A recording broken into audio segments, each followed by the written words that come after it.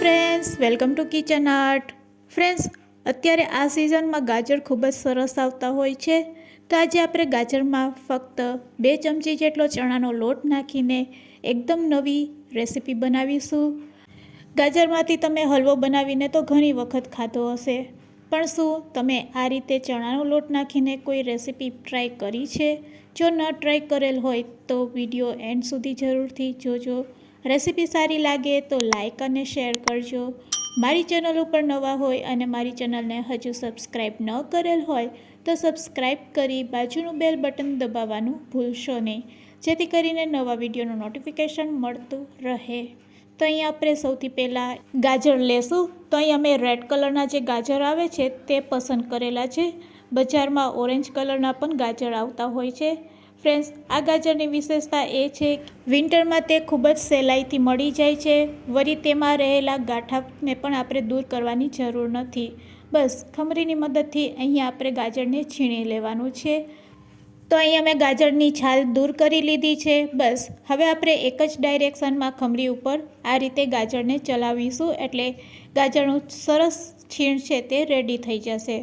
તો ફ્રેન્ડ્સ, આ રીતે આપણે ગાજરનું છીણ છે તે રેડી કરવાનું છે. તો ફ્રેન્ડ્સ, મેં બધા ગાજરમાંથી આ રીતે ગાજરનું છીણ છે તે રેડી કરી લીધું છે.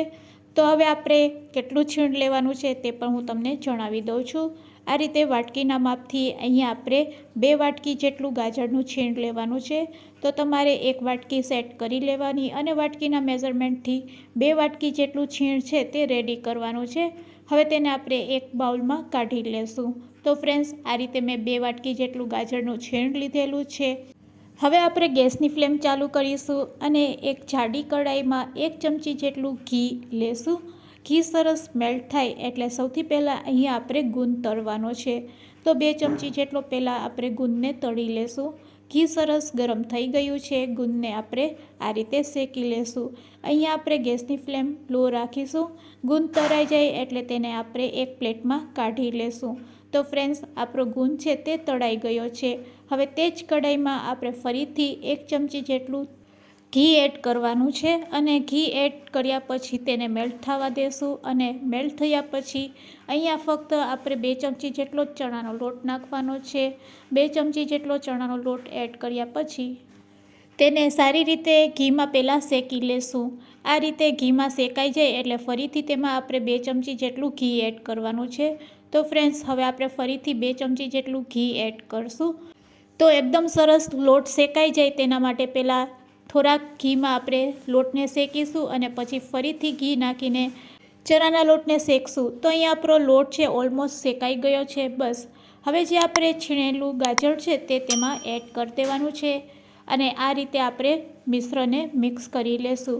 અહીંયા એક વાતનું ખાસ ધ્યાન રાખવાનું છે કે આપણે ગેસની ફ્લેમ એકદમ લો રાખવાની છે અને લો ફ્લેમ ઉપર જ ગાજરને એકદમ આપણે સોફ્ટ તૈયાર કરવાના છે.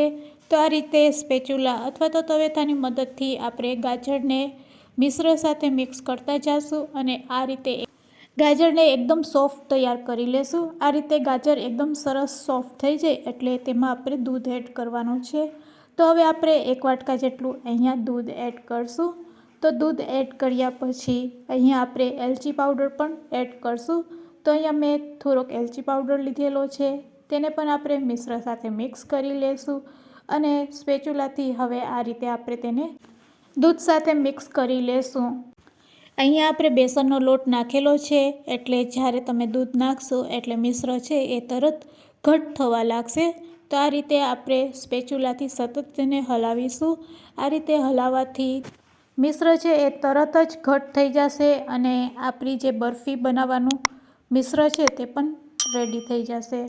તો ફ્રેન્ડ્સ, આ રીતે હલાવ્યા પછી આપણે જે તળેલો ગુંદ રાખેલ છે તેને આપણે આ રીતે ક્રશ કરી લેશું. આ રીતે ક્રશ કર્યા પછી મિશ્ર એકદમ સરસ ઘટ થઈ જાય એટલે તરત જ આપણે તેમાં ગુંદ એડ કરી દેવાનો છે. તો હવે તમે જોઈ શકો છો અહીંયા આપણું મિશ્ર છે તે એકદમ ઘટ થઈ ગયું છે. તો ફ્રેન્ડ્સ, ગાજરમાંથી હલવો તો તમે ઘણી વખત ખાધો હશે, પણ આ રીતની બરફી ક્યારેય ટ્રાય ન કરેલ હોય તો એકવાર ચોક્કસથી ટ્રાય કરજો. ગેસની ફ્લેમ બંધ કર્યા પછી તેમાં આપણે મિલ્ક પાવડર એડ કરશું. 10 રૂપિયાના જે પેકેટમાં મિલ્ક પાવડર મળે છે તેટલું આપણે મિલ્ક પાવડર એડ કરશું અને આપણે જે ગુંતરેલો છે તે એડ કરી દઈશું. તો ઓલમોસ્ટ આપણું મિશ્ર છે તે રેડી થઈ ગયું છે બરફી બનાવવા માટે. તો બસ હવે આપણે એક પ્લેટને તેલથી ગ્રીસ કરી લેશું.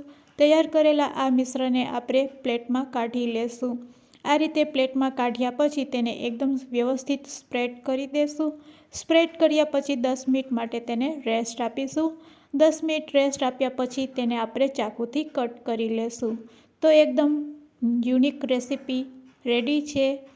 જો તમારે બરફી ન બનાવવી હોય તો આ રીતે તમે એન્જોય કરી શકો છો. પણ હું અત્યારે બરફી બનાવી રહી છું એટલે તેને 10 મિનિટ માટે આ રીતે સ્પ્રેડ કર્યા પછી રેસ્ટ આપીશ. 10 મિનિટ પછી હવે આપણે તેને ચાકુથી કટ કરી લેશું. તો ફ્રેન્ડ્સ, મેં થોડીક વાર તેને ફ્રીજમાં રાખી દીધી હતી અને ફ્રીજમાં રાખ્યા પછી તમને જોઈ શકો છો તે હાથમાં પણ બિલકુલ ચોટતી નથી. તો એકદમ સરસ તે જામી ગઈ છે. બસ હવે આપણે ચાકુથી તેને કટ કરી લેશું. ચાકુથી આ રીતે કટ કર્યા પછી હું તમને તેના પીસીસ પણ બતાવું છું કે આપણી જે રેસીપી છે તે કેટલી પરફેક્ટ તૈયાર થઈ છે. તો ફ્રેન્ડ્સ, ખાવાની પણ ખૂબ જ મજા પડશે એવી રેસીપી રેડી છે. જો તમે આ રીતે બરફી ક્યારે ટ્રાય ન કરી હોય તો વિન્ટરમાં જરૂરથી ટ્રાય કરજો. આજની રેસીપી કેવી લાગી તે પણ મને કમેન્ટ્સમાં કહેજો. રેસીપી સારી લાગી હોય તો ફ્રેન્ડ્સ, મિત્ર અને ગ્રુપમાં શેર કરવાનું ભૂલશો નહીં. Thanks for watching. ફરી મળીશું એક નવી રેસીપી સાથે.